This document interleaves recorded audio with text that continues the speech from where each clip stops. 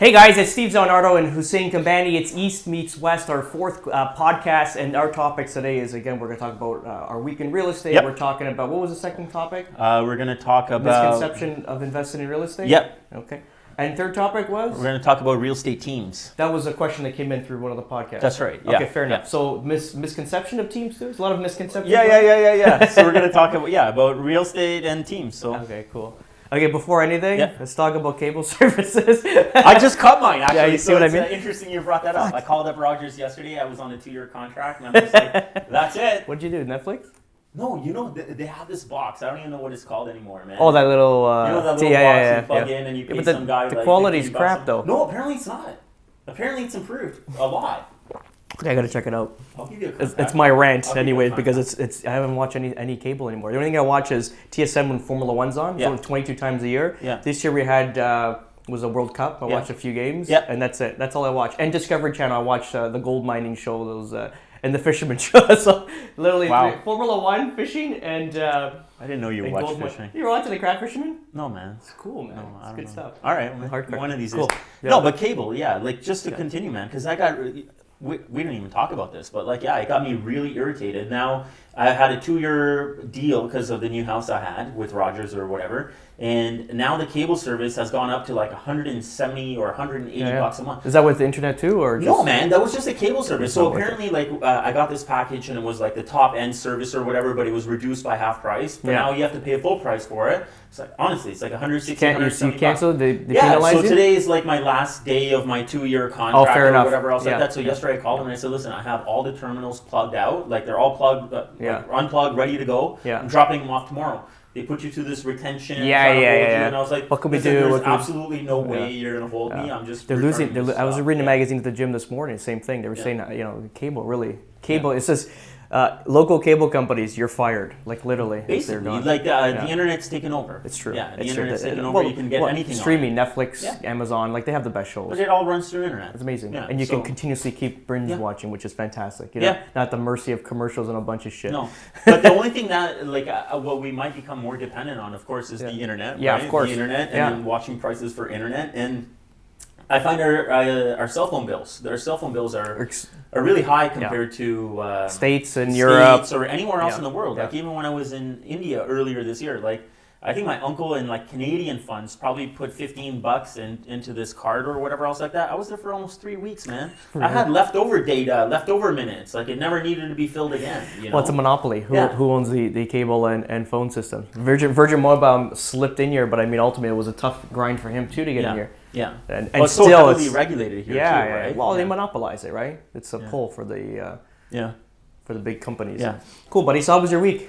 Week was awesome. It's been great. Yeah, It's yeah. been great on the market. So we've had a couple of listings that have come on and off the market. I think the longest one that's taken us to sell right now at this point is like 10 days. Yeah, that's so good. we've had 10 days, 3 days. The last one we had on Brandy Court. This was an interesting sale. I'm just going to talk about it now Sure, because yeah. it's a firm deal. Yeah. But like, like say example for this one is that so it's not always about price, okay? And that's something I had to work with my clients on explaining is that it's not always about price. Everyone wants the highest price, and I don't blame them, and they should get the highest price. But we also have to look at the circumstances that we're around at the same time. Sure. So say for example, this is a young family. I don't know how they do it. Is this the one with the admire 5 them. kids or whatnot? Six kids, Six under kids, yeah. 7. Yeah. 6 kids under 7 years old. You know what I mean? Like, if we had the ability to take a lot of the stuff out of this house, clean it up Yeah, you in a mentioned the last different way, podcast. Exact same thing Yeah, during and the do staging. something. We could have like had like a better result on this. Sure. So, anyways, we listed the house at $699. We ended up getting 2 offers and a verbal. Amazing. But somebody came in a little bit more aggressively. They came in at $690. We listed at $699. They came Beautiful. in at $690. 1% Met off? a 4-month closing time frame. Oh, wow, that's good. Yeah. Yeah. It worked out for the family because now over the course of like yesterday, the deal's completely firmed up. Fantastic. Yeah. So now they can so look less for than a house? week from listed to on the like from staged to listed, open house, everything less than 1 week firm That's deal. fantastic. Yeah. What are they doing now? Are they purchasing? They have a new construction that they purchased already, and Closes. that's why the long closing. Closing, Yeah, okay. yeah, Well, they good didn't for them. wanna- They must yeah. be ecstatic. Yeah, and It's then out of their- getting 6 kids under the age of 7 out of the house and whatever else like that. It's got to be a difficult thing. So it's moving well, eh? Pickering right now? Pickering market. So let has me been ask doing you, really well. how was it? So first quarter, second quarter, third quarter, now. Yeah. How is it? Yeah, so first quarter Yeah. on fire, second Yeah. quarter on fire, Yeah. third quarter there was a bit of a relax in the market. So Yeah. I would say it was a bit of a relax, and from my perspective, I got my foot off the gas a bit Sure, too. sure. So Yeah. July, August was slow. Yeah. September started to ramp up. Yeah. October saw like more or less pick up back up to almost full swing. Yeah. This month so far, November has been Really, very eh? hectic. Yeah. Yeah. And then kind of in terms of price points, like even similar to what you were saying, you know what I mean? In one of your videos I saw, you were mentioning that it is a good time to upgrade because Absolutely. of By the far. condo market and townhouse market for the Town most part. semis Yeah. stayed stable. Stayed stable, or in my case, I've seen a bit of a stronger appreciation in those, Absolutely. and a little bit more of a decline in the detached market. So it's really a good time to make a switch. Amazing. And I had a client just good. Well, we met through do these community event stuff. So we met in there, and it's tough when people just meet you and you got to like put everything on the table and let them know who you are, right? And it's hard. Like there's a lot of misconception with realtors or any salesperson in the world. So I mean, I try to put everything on the table right away so they get an understanding of who I am. And I was telling them like your semi-detached did not lose value. It's lost value from 17, fair enough.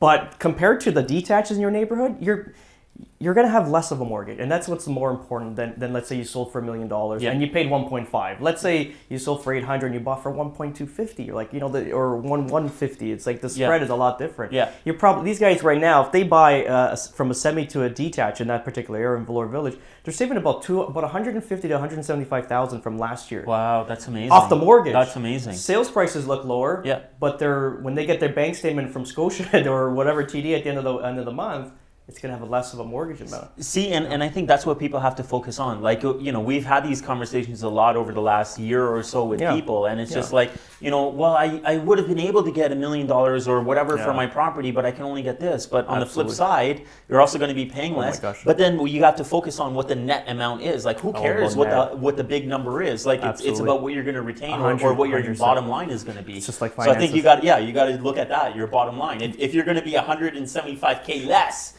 on your bottom line, I don't care if you sold it for $2 million and got $500K now. That's what I'm it wouldn't saying. make a difference to me. It's just sense. a bunch of hot air and fluff. It doesn't mean anything. I think and looking at this, so I just reported the third quarter statistics and it showed exactly that. And it's funny because I've been preaching this before the third quarter statistics came out because we kind of saw it. Yeah. But listen, we're the canary in the mine shaft. We're going to feel it before the media. Of course. Media gets information 6 weeks later, and a lot of it's really skewed and it doesn't even make sense relative to the time period. Do you agree? Yeah, for sure. I think we're the canaries in the mine shaft, so we can kind of feel what the market is going. And I'm telling these people like, just it's time, right? And everyone's worried about interest rates. Yeah. Fair enough. But either you're going to pay it. Okay, so let's just say a semi-detached goes down $20,000. Let's just say it goes down a further $20K in the next year. Yeah. I don't see it. It could go. Let's just say a little bit dips another half a point or 1% off of market value. But then your interest rates are 1% higher. Yeah. So lock it in now, even if it's 20. Let's just say, for sure, it's 20K higher. Right? Yeah. At the current rate, let's say it's 3.5% for a 5-year fix, or next year you got 4.5% at 20K less. Would you rather pay it into the house rather than the interest? 100%. And look, just because you brought up interest and I don't want to deviate too much, but I'm in a process right now where I have to renew my mortgage by the end of the month. My mortgage comes up December 1st on my house. On my house. You haven't been there that long already? Yeah, I've been 2 years. So I had a 2-year fixed rate. I got a great deal at TD for 2.09. Would you get a 0.5%? No, I got 2.09 fixed for 2 years, shit, which is great, right? So it's an amazing deal. Okay, so just to put it into perspective for you, okay? I checked with my banker over there September 17th-ish, okay? Yeah. And I was getting quoted for a 5-year fixed rate, if I wanted to, 5-year fixed rate at 3.52, okay? And he just recorded me again right now, so 5 years, 3.72. Yeah. What am I going to do, man? I'm going to say I don't want a mortgage anymore? My point is that we're going to have to move on. Okay, the rate went up. What am I going to do? Okay, you take the house. What am I going to do, man? I gotta get the goddamn mortgage. You know what I mean? Lock it. What are you going to do, though? You're going to lock in or are you going to go variable? I don't know. See, I'm not sure. This is a question I'll have to ask my Facebook friends, maybe. I don't know. I sell real estate, so I can tell you up and down. But in the marketplace, I don't know what's good. I don't know. All we hear is rates going to go up. Absolutely. So I don't know. It's fear tactics too with the media, right? Yeah, Let's face it. Yeah. Yeah. So I don't know. I feel like I would have been better if I locked in September 17th. My banker told me not to. You know what I mean? So I don't know. But point is, when we got into this, it's like, you know, what are we going to do, man? It could just go 0.5%, 1%. Like, what are we going to do? Stop living? Yeah. No.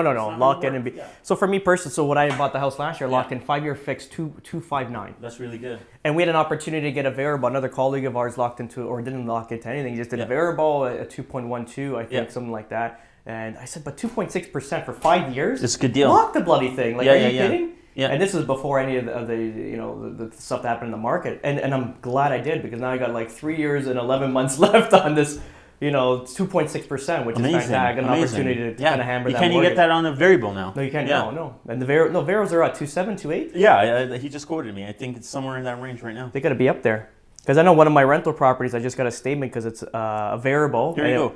3.13 from TD. And this is discounted. Variable? Yeah, man. Because I is this like, from your friend? Yeah. Because I have a good relationship with TD, right? So their target percentage over there is 3.22. They would give it to me at 3.12. So 3.12 variable. Yeah. This is variable. 5-year closed variable, right? So they would give a client going in their bottom line 3.22, and then they're giving it to me for 3.12. That's good. 10 basis points. Whatever. It is what it is. Like, it's not going to make or break you. What are you going to do, though? You know what? I'm almost at a point where I think I might just go in with a 4 or 5 year fixed rate, and I just don't want to worry about it anymore. Because realistically, what's going to be my difference? If I go with 5-year variable, right? It's already at 3.12. Yeah. Add a quarter point to that. What am I at? 3.37 or whatever else like that. So I might as well just be on a 5-year fix and not have to worry about it. I think that's the thing, right? Like, this is a personal residence, not an investment property. Like I said, so my personal residence locked in 5-year at 2.59. God bless that rate. And now my rental property, the one I just picked up last, we were assembling properties to build those 12 townhouses. So ultimately, that we just took possession in July. Yeah. And again, we had an opportunity to get into a fix. It was a little bit higher. It was like a 3.2% at the time or something. Yeah. But we locked in we did a 5-year variable. Why? Because when we break the mortgage, ultimately it's to tear down the house, it's only 3 months interest payment. So I just got a bank statement. My partner just sent me a bank statement because I'm a stickler with it, which I hate paying interest on anything. So it's we were at 3.45%. Now it's at 3.95%. Yeah. It's almost 4 points, right? Yeah. I mean, ultimately, what did it do? It made $130 per month extra. That's what it cost. But when you go to break that at a fixed rate, what is it going to cost? $30,000? Yeah, $30,000 to break it. So it's circumstantial. Yeah, right? yeah. So the thing is that for my personal residence, I'm not moving. I like my house, so I'm going to stay there. Absolutely. 5 years, I think I can commit to that. Yeah. And you're right. Anything that's or you can kind of port an it if you need to port it if you're getting into a 12,000 square foot mansion that you plan on getting. Something I'm working on building in my mind. Orange Lamborghini, right? You're gonna go wild. I'm gonna see on YouTube with the video. Yo, this is my garage. This is my yellow Lamborghini. Oh yeah. We're probably a little bit more than 5 years away from that. Well, you never know. Things can click.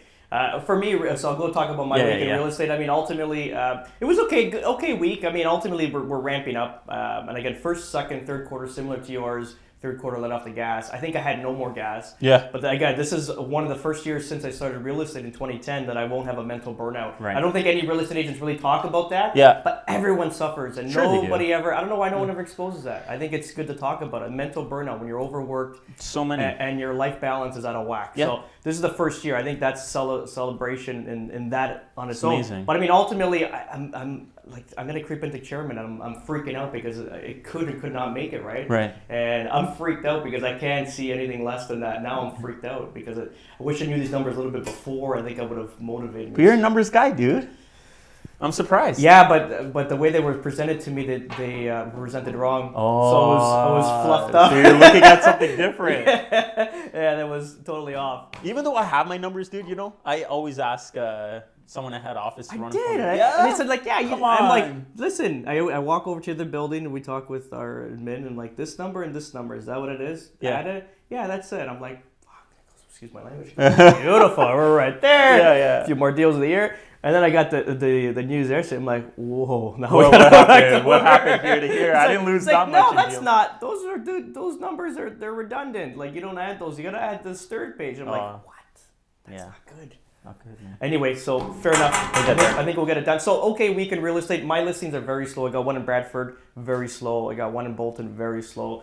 I got that one in Toronto, still very slow. My land, I'm selling very slow. And I'm still smiling, right? And then I had that 108. So a lot of these properties, again, 905 is taking a beating in our section, right? But again, that one in Wilson, like that should be moved, right? It just doesn't make sense to me. But I think everything kind of slowed down. You said your open house was kind of dead too? Yeah. So look, like what I have noticed is like the Pickering, Ajax market, even though in like April 2017 when the market started to come down, of course that area slowed down and took a bit of a hit, but I feel like that area has kind of recovered a little bit quicker. Like Pickering. Yeah, for sure. Yeah, like they've recovered a bit quicker. They held on to more of their price points. Absolutely. And I really feel like it's the way that the GTA was developed, right? We started from downtown in the core, went north, went west, and then east was just starting. And then the way east started, from my opinion, was they started further east in like Oshawa and worked their way west into Pickering. So the areas that I'm predominantly working in, Pickering and Ajax, those areas did, of course, like I said, take a hit, but they didn't take that much of a hit, and I feel like they recovered a lot faster. So like, and just to even mention, like, so I do have a listing here in Vaughan as well, right? Whereabouts? At Dufferin and Major Mac area. Okay, It's a nice house, really nice medallion built home, has like the nice 12-foot ceilings, shows really well. You know, is it on Major Mac? It's just south. It's in the southwest corner of Dufferin and Major Mac. What's the street? The main street? Burletta, yeah. So, like, I mean, the listing, like the house is... Italian name streets? Yeah. but really, a beautiful house, really well taken care of and everything else like that. We had it up a little bit higher, just over like the 1.7 mark, and now we're at just under the 1.7. We're at 1.695. And honestly, over the last like 11 days, there's been like one showing. One showing. So it's been very slow. See, the other thing, like now east and west, like we actually sat down and looked at that listing in specific detail yesterday. And we said like, wow. So when I'm comparing it back to Pickering, in the pockets that there are listings, there's not so much inventory. So when I look at that pocket over there, there's like 18 houses for sale. Whereas where I'm looking at, like say that single car detached I just sold, there is no other single car detached.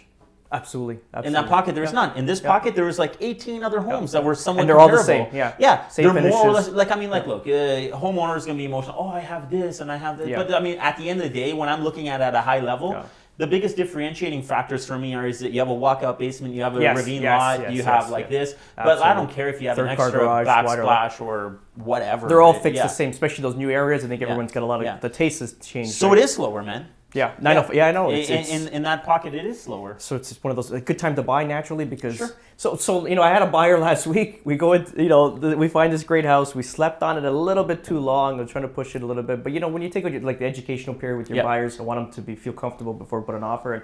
And we go put an offer in, we go into multiples. I'm like, whoa.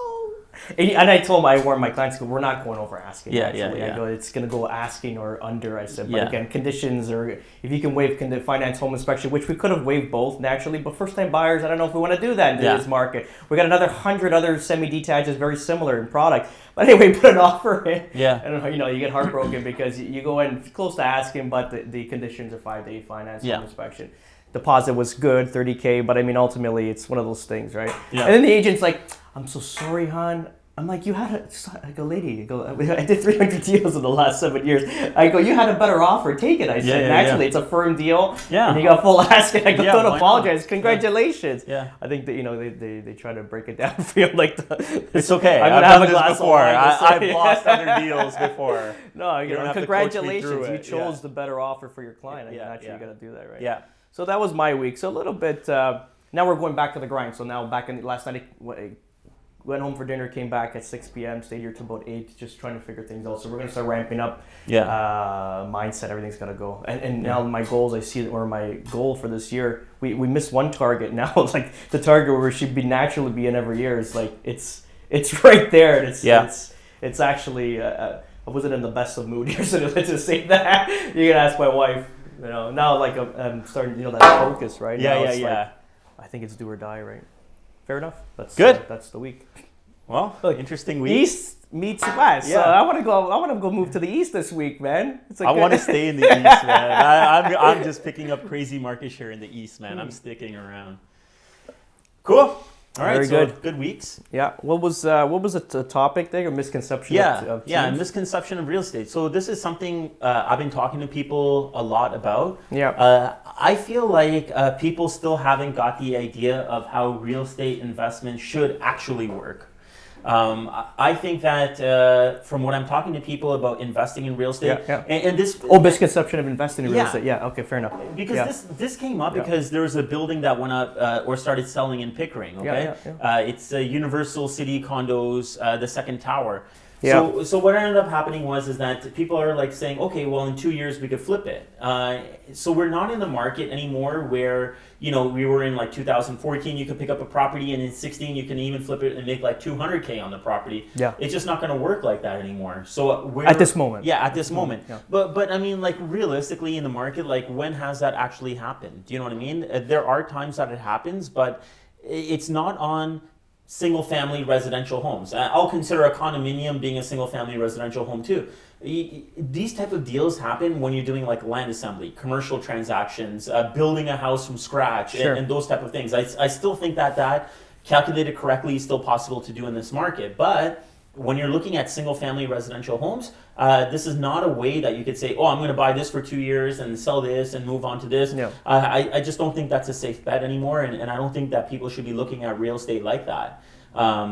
I think right now what people have to look at is and say, hey, like if I'm going to buy real estate or I'm going to invest in real estate, if it's going to be your personal place of residence, I would say that you got to have at least like a 5-year commitment to this property. And then if it's going to be an investment property, I would say that you're trying to look for more of a longer term investment property. I mean, like land holdings in terms of assemblies and things like that is a different situation. But if you're actually going out there to buy a house or a condo and this is going to be an investment for you, I'd say like, at least 10, 15 years you want to hold on to this property, because why would you want to continue to dump this property and just recycle your money and put it into another investment and lose money? Like, it's great for me as a realtor because like I'm going to get commission on selling your property, buying another property and whatever else like that. You're going to pay legal fees, you're going to pay taxes.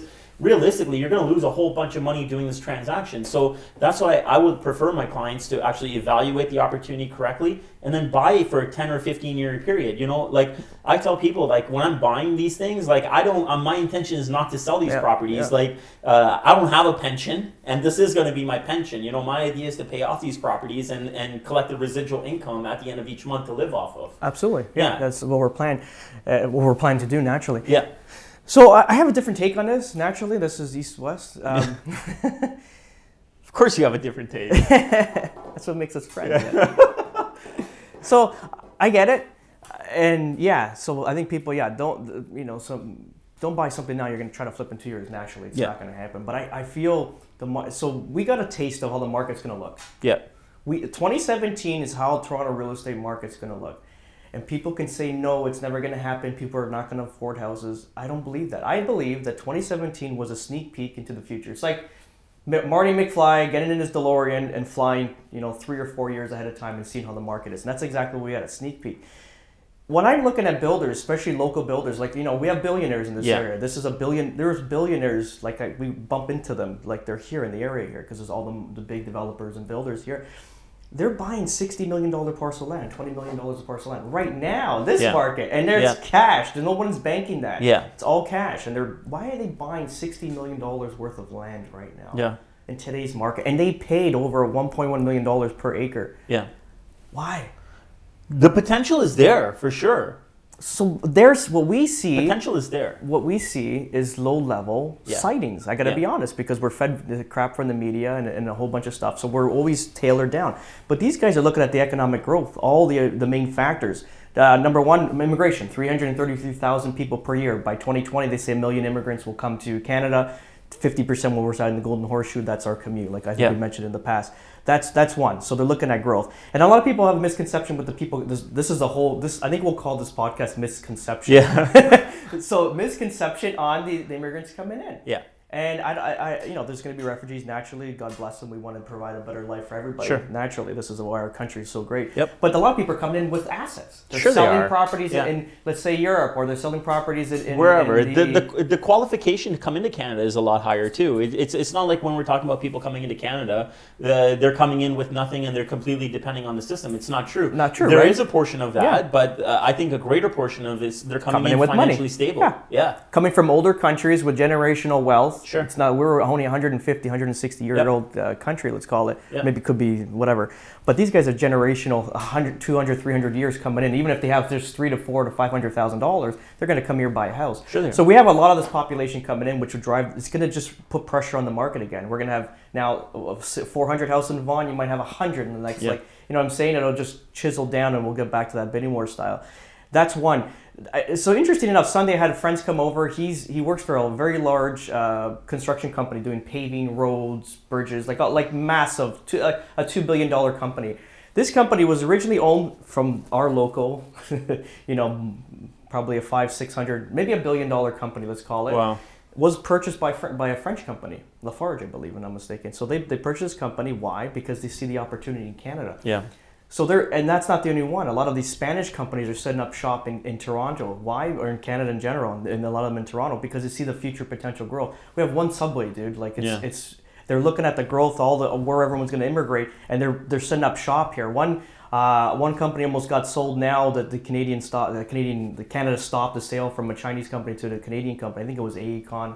AECON Construction. It was a $2 billion deal. They shut it down. But China's coming in, French is coming in, Spain's coming in. Yeah. They don't see the growth in their countries. They're moving it here. Yeah. So again, these guys are you got people buying $60 million parcel land and people buying $2 million companies. And we're worried about a 0.5% interest rate. You know what I'm saying? And that's why I said we shouldn't be worried about the interest rate. And see, going back to what I was saying about investing for the long run. Yeah. Like these guys, like these companies that. So I agree with you 100%. But what I'm looking at these companies coming in, and I know they're coming in for a good reason, and I know that they're going to do well. But these guys are also coming in for a long-term investment. These people that are buying these acreages and whatever else like that, dumping all this money into it, they know that they're not going to turn their money around in 3 years or 4 years. Yeah. But if you were in 2014 or 15, like you would have, right? Like quick, slap up these houses, you'd have absolutely whatever 200-300% profit in these things, and you move forward. So I think that these companies that are coming in from internationally coming to Canada, Ontario. Especially, I think that they see what's going to happen because they've kind of looked at the history of how it's unfolded in Europe and other countries. Asia, Europe. So, yeah, exactly. Yep. So they're seeing the same thing kind of happen here, and they're investing right now. So these people that are coming in and buying these companies out for billions of dollars, these guys are going to have a massive return. But 10 years, 15 years, 20 years, it's going to grow over time, right? Yeah, they're setting up shop. Yeah. But I think, in the long run, for sure. And that's why I'm saying even long-term investment. I still think 10 years is way too long. I think you're going to see this snap around. We're in 2018? By 2022, I think this is going to turn I'm around. a little bit more conservative, like even though I seem crazy and stuff like that, like I'm a little bit more conservative. So the thing is that I tell people invest for the long run. But if you find like that point where you're just like, okay, I picked up this place for $500K, now I can flip it for $8 and I can actually get something else, then go for it. Do you know what I mean? But my intention of purchasing is it's long term. Long term, yeah. But if something happens along the way, I want to readjust, cash out, and go into a more lucrative investment for sure. Or just refinance the property, pull the money, equity out, and buy something else. However it works. However it works out. But I think it's going to snap back a lot earlier. I got to be honest. You're going to see now. Follow the builder developers. So they're buying land now. You're seeing a lot of these lands still because they're in process. They were in DPA approved after 3 or 4 years. Now they're just earth moving everything. The earth moving machines taking the topsoil off. Watch those because a lot of these sites got closed down. I noticed just driving around. Right, you see like it was a big billboard. Luxury townhouses, something coming up, and now it's like wrapped in a plastic sheet where it's a disguise that it's a site, but they're holding the property. Once those things unravel. Go to town, start buying. For sure. Yeah. But see, this is a similar thing. So like we've talked about the stock market before or whatever, right? So like I started listening to this book. It's called The Millionaire Teacher, okay? And he talks about investing in the stock market when the stock market goes down. Do you know what I mean? Yes. Okay. Yes. So the thing is that he basically calls it a sale. The stock market is on sale. They're having a sale. Yes. Okay. This is a time where real estate is on sale. Absolutely. And you're right. It is going to go back up. And that's why these builders, I know, and you're right. They're buying it because real estate is on sale. They're smart. Absolutely. They're buying it. It's on sale. It's discounted 20%, 30%, 40%, whatever it is. It's discounted right now. Absolutely. So buy it now. Buy it now. It's going to go up. Buy it now. Yeah. And realistically, like, there is only a certain amount of land. And especially if you want to be close somewhat to the GTA, and your plan is to commute back to Toronto for work or whatever else like that. Like, this land is to a point, it's not going to be affordable anymore, for sure, man. Like, affordability factor is going to be there, but it's going to be, further than Newmarket. Your neck, further than your neck of the woods is supposed to be the most affordable place right now. Yeah, right now. But like, when that thing snaps back up, like, buddy, there was houses in Bowmanville at the peak that were selling at like $900K. Wow. Right now, these houses are like $700K for sure. Yeah. They dropped because people bought into hype. You know what I mean? Like, it was never justified. Like, how the hell would you justify a detached home in Bowman? Sorry if anyone bought, but you know what I mean? But like, how would you even justify it? It was pure emotional and bought on hype. Do you know what I mean? Media, frenzy. You made that scarcity in people's mind where it was like, if we don't get in, we're never going to get in. This is, and you know what? You hear it enough times, you believe it. And I heard it every day. So our office, we have 188 agents here in Kleinburg. Thank God I always keep my door closed, but and it's more closed these days, especially this year, just to notch out all the negativity, right? Yeah. Because it's one of those years you need positive people on your end. And same shit. Everyone was like, just greed. I've never seen so much greed. Yeah. And I remember you ever watched the movie? I always go back to movies, but what was the one? I never watched the recent one with Steve Carell there regarding the drop. Oh shit. The big bus. What's it called? Shoot. I know what you're talking about. You know which movie that? Yeah, Steve. It's all about the American markets, how it faltered, just the greed factor. Yeah. I remember watching it. I had the Android box that came out early. I'm watching this movie. That's what I was talking about earlier. The Android box. It's 12 o'clock at night. I'm in Bolton still, my little bungalow. And it's 12 p.m. Parents, my wife's sleeping and the kids. And I'm watching this movie and I start sweating. Because it literally painted a picture. That was 16. And literally, after the movie ended, I went down to my office. I'm like calculating all my rental properties, the mortgages. I'm like, because it looks so familiar. Yeah. And 17 exactly replicated that movie. Yeah. And the next morning, me and my wife were just running through things. I go, we gotta start. That's it. Squirrel, nuts in the tree. Let's start planning for the winter. I said, because this looks like reality here, because that same mentality, those mortgage agents, remember, they're going to our stripper bought, strippers were buying 5 houses and stuff like that. Yeah. Not to say we it's not my clientele, but I'm saying like just people that shouldn't have multiple properties. It was a Big Short, right? That's the movie? The Big Short. Yeah. Even guys buying condos. Yeah. Screw it. I just bought 3 condos. Yeah, but you remember this $350,000 per property. You gotta close in 2 years or 3 years with that mortgage. I said, come on, guys. But see, the thing is, 5,000 down. But you've even talked to me about it off camera or whatever else like that. But see, that's reckless buying. Do you know what I mean? Like run you're away, buying recklessly. Lock your doors. And see, and we've heard this reference, and I've heard it again in this book I'm listening to right now. But it's like, when everyone is on the buy, you got to be on the other side. And when everyone is sell, you got to be that guy that's going in and buy. Warren Buffett said it best, right? Be greedy be fearful when people are greedy, and be greedy when people are fearful. Exactly. And that's this year. Like, look at the real estate market. Like, right now I'm looking around and I'm seeing so many opportunities. You know what I mean? Like, there's so many opportunities out there, and this is the time for people to capitalize on them, because you're right. We are going to end up back in a cycle of like 2016, 2017. Absolutely. You and I have a difference on when that's going to actually happen, which is fine, but it's going to end up in that. We agree that it's going to end up back in that situation. So it's like, why not stock up now? It's just like, you're going to eat cereal no matter what's going to happen, right? And it's either you're going to buy, it goes on sale and it's half price, so instead of $5 it's $2.50. You're going to eat the damn cereal anyway, so why not buy 3 or 4 boxes of the damn thing? You know what I mean? And you're kind of in the same situation here. Yeah. No, 1,000%. It's a great analogy, but I believe just the media just pumps it a different. Listen, they got nothing to talk about, so it's all that fear tactics. This is why I stopped listening to the news about 7 years ago. You know how I get my news? Well, how's that? You never guess. SNL. That's how I get my latest. But it's actually more true. But it's actually more and true. It's fun. It's like actually it's funny news, right? Because it's true. Yeah, Yeah. It really. You know what? I don't want to reference too much of our previous podcast, but like I just want to call it out because we're talking about the media. Look how the media made this marijuana legalization thing a big hype. Yeah. Like City TV had this marijuana files every day. It was like dun, dun, dun, dun, marijuana files. Everything's gonna go to hell. And what happened? Nothing. Did you see the first house that burnt down? Did you see the first house that burnt down? No. Oh yeah, one burnt down already. Already? Literally 2 days after the legalization. Remember I was talking about having tenants in your house growing marijuana? Yes. So the guy, I don't know what he did with the house, but he created his own little marijuana lab, let's call it. The bloody house blew off the foundation. Off the foundation. It's one of those older houses, right? But it's it has like maybe those 4-foot 4-foot foundations, the crawl space. Yeah. The house blew No up. way. It shifted That's off. crazy. So it caught air and shifted. Wow. That's number one. Wow. Now let's see that insurance company now. What they said that you were growing marijuana. The mortgage company. Now you were growing marijuana. We're not going to cover this. Yeah.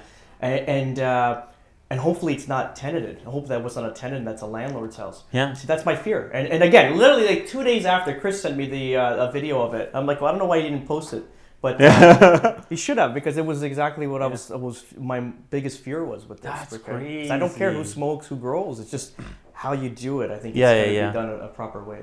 For sure. All right, so you want to hit up the question we got? Sure. What was the question? Okay. Again? So the question we received was, should we work with a real estate team or should we hire an individual agent?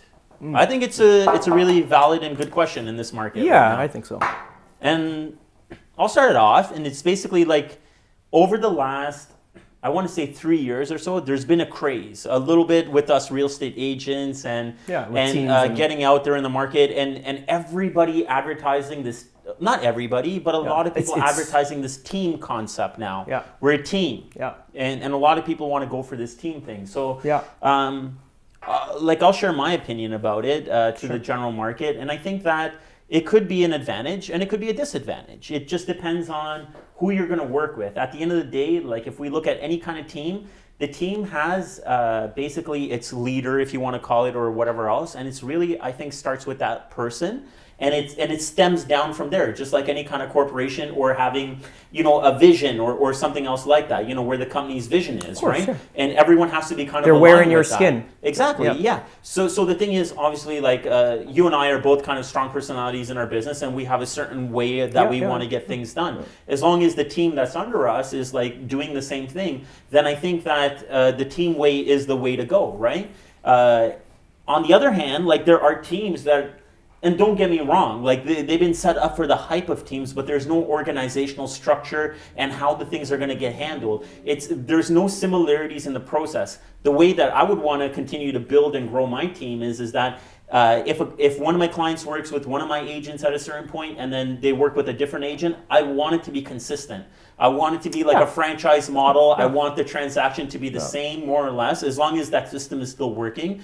The experience has to be the same. The follow-up has to be the same. The showing has to be the same. It has to be the same. That's a properly run corporation. Yeah, but there are, on the other hand, there are people that have kind of got into this team concept and they're just trying to get agents and just like they're going around doing their own kind of thing or whatever else like that. That's where, you're better off just going with the individual agent. I got to be honest, so... I don't know, maybe I'll get hate mail after I talk, but that's okay. I'm controversial. I'll take any mail. I'll speak my mind. I got to be honest. So I get it, and if a properly run corporation, there's a few teams that I really respect. Yeah. One in Barrie, there's one in Toronto. There's a few of them. Like I really respect these guys because every day these guys grind, and these guys are wearing their skin, and they have to represent what these men or women are about. Which I love that because that's properly run. I think in the last couple of years, people. There's a few things, right? Awards. They'll run 3 or 4 people under their team. Yes. And to get a higher award. And this is why in 2016, when I went to Vegas to get the chairman award, we got the chairman and Hall of Fame in Vegas. The Hall of Fame, yeah. I didn't go to the gala. No, we didn't. We didn't go. Yeah. Why? I got to be honest, because I was watching guys in the local area that had 10 people under their team, and they claimed this Diamond Award, which is $1 million. Yeah. Okay, so $1 million divided by 10, it's 100,000 per person. Yeah. Like, so I got turned off of it. I think it's that's a misconception Sure again. it is, So yeah. it turned me off. I went to Mandalay Bay. My wife, during the day, we picked up our awards and we came back. Yeah. I actually brought her to a Backstreet Boy concert that night. Yeah. I'd rather go to a Backstreet Boy concert than go on stage with phony awards. I got to be honest. Yeah. So that's just me. I'm a little bit stoic that way.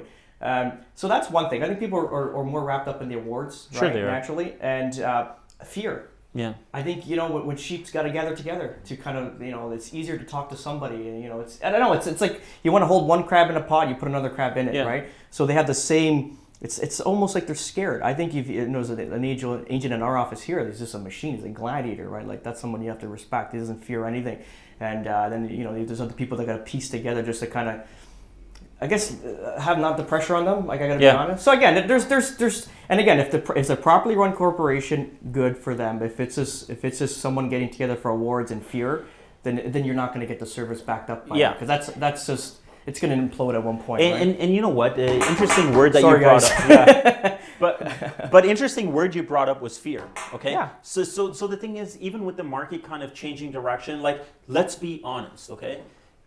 In 2016, you didn't have to know anything about listing a property realistically. No. It would help. It would help your seller if you did know. Yeah. But if you didn't know, like no one would really know. Yeah. Like there are times where I ran out of for sale signs, Yeah. and the post would get installed before the for sale sign because I ran out. There's so many listings out on the market. Yeah. People would actually knock on the door and say, "We want to buy this house. Who's your agent?" Yeah. Like you didn't need to be on MLS. Realistically, you didn't need a for sale sign. All you needed was that white post on your lawn that indicated that this house would come up for sale. Yeah. So now when the market changed, guess what? Like at least once or twice a month, I get a call from an agent. Once or twice a month, I get a call from a different agent. Hey, I want to be a part of your team. I see what you're doing, and I want to be a part of your team. But this thing of fear, you know what I mean? Yeah. Like now people are kind of saying, "Oh, I can't get the sale. I can't get the sale. I better be part of a team." Yeah. And so fear. that's gathering. kind of a thing about a team too. It kind of gets watered down. Do you know what I mean? Like I don't have an ego that says that I need to have 20 people on my team or whatever else. I'd rather have 2 people on my team, but we're extremely productive. Do you know what I mean? Like I don't need 20 people doing 100 deals. I'd rather have 2 or 3 people doing 100 deals. Do you know what I mean? It's better for me. So the thing is that also when it comes down to hiring a team, you want to make sure that they're going to not wear in your it for skin. that ego thing or the award thing or whatever. And they're actually skilled enough to do it, right? Like there's one big agent, actually at Remax West too. He's got a big team, and he held a little meeting for agents. I don't attend any of these things, but I respect him. 30 odd years in the business, Sure. and he's got a big team. And he said, and he made the same comment. He goes like, everyone's got a team now. He goes, you know how I created a team? I was working, got too busy, had to get someone to deal with this part. Working, got more busier, had to get another person. Working, get another. Sure. So it's just, as the business, grows. there was a business load, maybe 30, 40, 50 deals per person, and you had to get more people to handle these. Yeah. I think that's the best way to do it. It's an organic growth. For sure it is. Like, some people are, they premeditate this team saying, okay, we're going to get 5 people. Everyone's got their different thing. But how the hell do you get the business? No.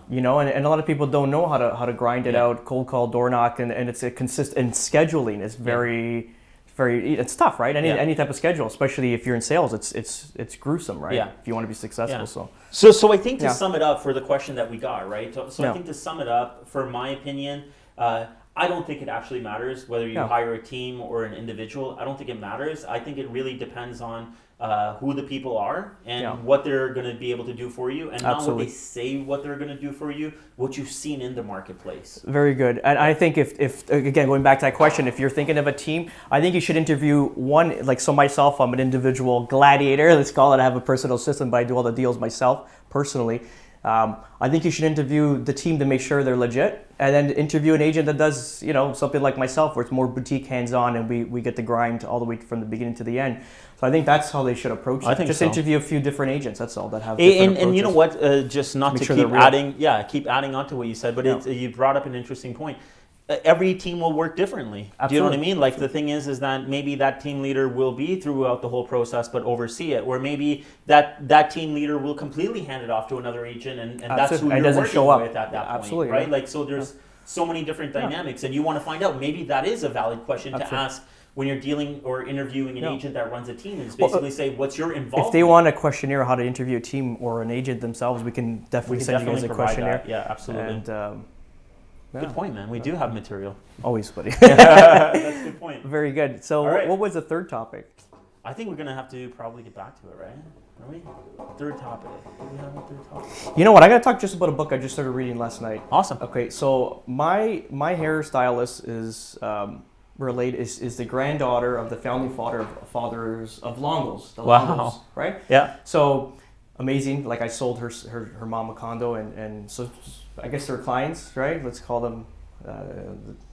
One of the founders' daughters, my client, and Alicia does my hair naturally. So they gave me a book. It's 50-year anniversary. It's published in 2006 or 7, something of that nature, and it just goes the whole story of these guys. Wow. If you want to build a team, that's how you do it. Yeah. Read this book because it's 3 brothers.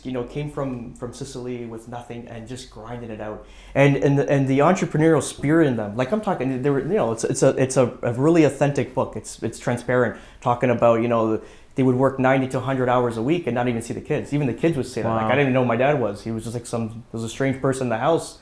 And look at the massive corporation they've built. It's a massive business. They got it's like a real estate company because they have a lot of holdings, right? Yeah. But I mean, amazing book. I read half of it last night, just talking about their just the growth, right? The hard work, the effort behind it. Yeah. And you know what? Everything had to be a certain way.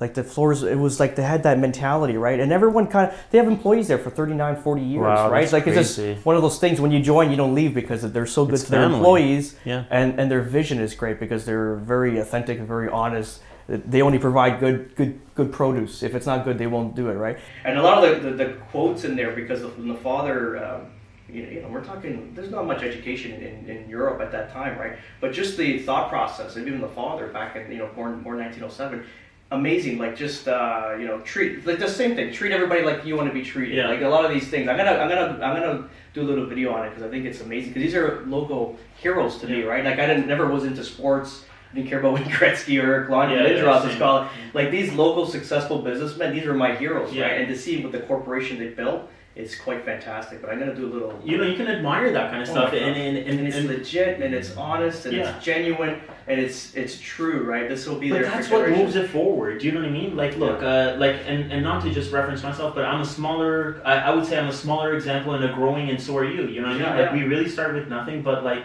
why? Like, and I'll call it to a certain point of being successful. There's a long way to go, but like. Why are we excelling where sometimes other people don't? Because I think that we're doing it with ethic. Do you know what I mean? Yes, we're doing it with ethic. We're doing it properly, not out to scam or rip anybody off or anything else like that. I'd rather walk away from something and just tell them, hey, it's not for me, and not have that deal on the table, but not want to cross that line and do something unethically. And I think just like them, these are how good businesses are born. These are how good services are provided to the public. It has to be done with work ethic, you know what I mean? Work ethics. And certain things, like I know you're a certain way with certain things, and I'm a certain way with certain things, that it has to be this way. And, Absolutely. And some people on the outside look at it and they're like, wow, people are crazy. Like they will have to have it this certain way. But I don't think there's anything wrong with that, man. Like it sets a standard level of like, this is our standard. Absolutely. Yeah. And you're never wavering. And even as the business became more successful, because when they printed this book, they only had 14 stores. I think they're over 20 something now, 22. Good for them. Massive, Amazing. and they have a massive warehouse here in Woodbridge.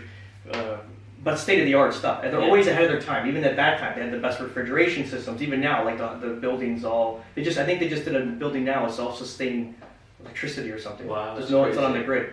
That's awesome. So anyway, there's a new building. I think they just opened it last week. My cousin's been there for like 30 odd years, right? So I know a little bit of what's going on with their buildings and stuff. But ultimately, they never wavered. As successful as they got, they never wavered. Out of their, what they were taught as kids.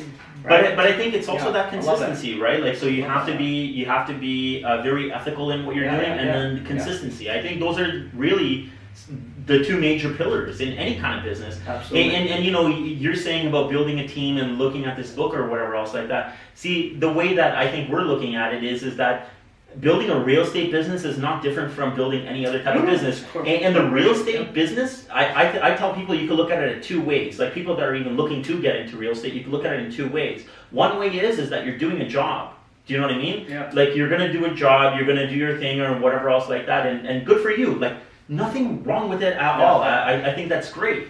The other way that you can look at it, and how we're looking at it, is that it's an actual business. It's a corporate entity that at some point, I want to be able to step back from this thing. I want to be able to step back from this thing and operate it at a high level. Do you know what I mean? And that's the structure that we're trying to set up with this. So there's two ways of running the business. And so the thing is that the way that we're looking at running the business, of course, we've got to investigate these type of businesses and look into how they're doing it. Because just like any other business, it's like an Apple or Microsoft or whatever else like that.